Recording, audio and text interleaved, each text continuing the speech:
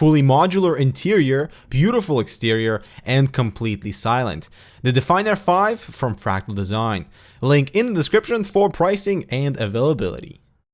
Hello everyone, I'm Dmitry with Hardware Canucks, and it's really fascinating how fast hardware is improving, particularly in the GPU front and the power efficiency of GPUs thanks to NVIDIA's Maxwell architecture. So today we'll be comparing the current top-of-the-line SLI configuration on X7 line of Aorus gaming notebooks featuring NVIDIA's GTX 970M on the X7 Pro versus their previous generation top-of-the-line SLI configuration featuring NVIDIA GTX 860M on the X7 V2. And we have a full review of the Aorus X7 Pro, so click my face to go check that out. But there's about a $400 difference between the two machines. One of the main exterior changes is the display. That is an IPS-like LCD on the X7 Pro and a standard TN panel on the X7 V2, with more limiting viewing angles and less accurate colors. Both feature 1080p resolution, and aside from an IPS-like upgrade on the X7 Pro,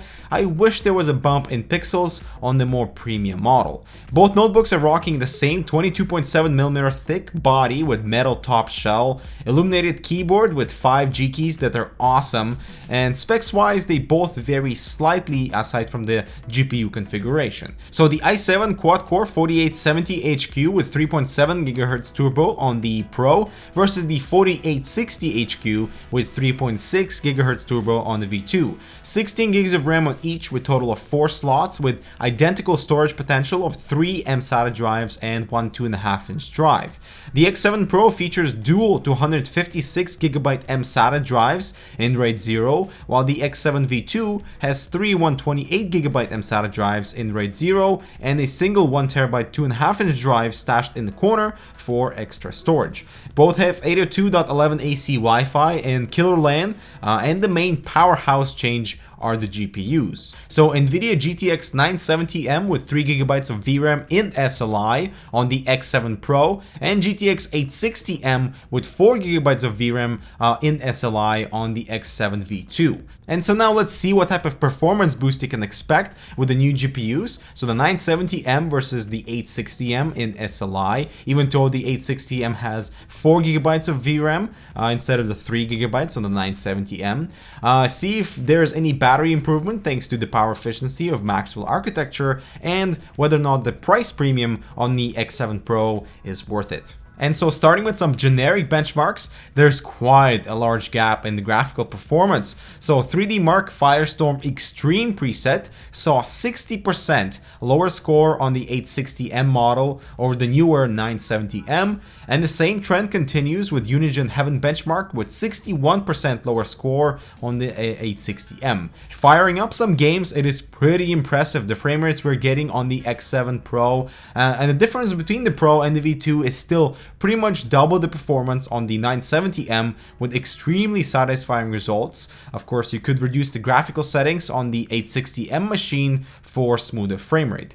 As far as temperatures, the 970M ran a bit hotter on both GPUs, just a few degrees, but not a big deal. But the CPU is much cooler at load, hovering at around 90 degrees Celsius versus the 98 Celsius that we saw on the X7 V2. Heat signatures on the two machines are practically identical, as it is the same fan and cooler design, but it looks like the fan profile on the X7 Pro is a bit more efficient to cool that GPU. And one of the advantages of the earlier X7 V2 model is the drive capacity and speed, as the RAID 0 array is set up with 3 mSATA drives versus the 2 on the X7 Pro, giving a slight speed advantage to the V2, plus the included 1TB drive is awesome for storage. And the last thing to test was the battery life and see if Maxwell architecture, the improvement in that architecture, comes into play. Both have the same 73 watt-hour battery, and as it turns out, the X7 Pro lasted lasted a whole 41 minutes longer. And based on all of these results, the significant improvement of Maxwell architecture really shines through this comparison. The frame rates you get with the 970M in SLI on such a thin machine is how the obsession starts with having so much mobile power. This is true desktop replacement type performance. And well, that is it for this video. Thank you so much for watching. Make sure to subscribe for more similar content and give us a like if you were as impressed with the performance increase on the 900 series cards over the previous 800 series Maxwell GPUs. So thank you so much for watching, and we'll see you in the next one.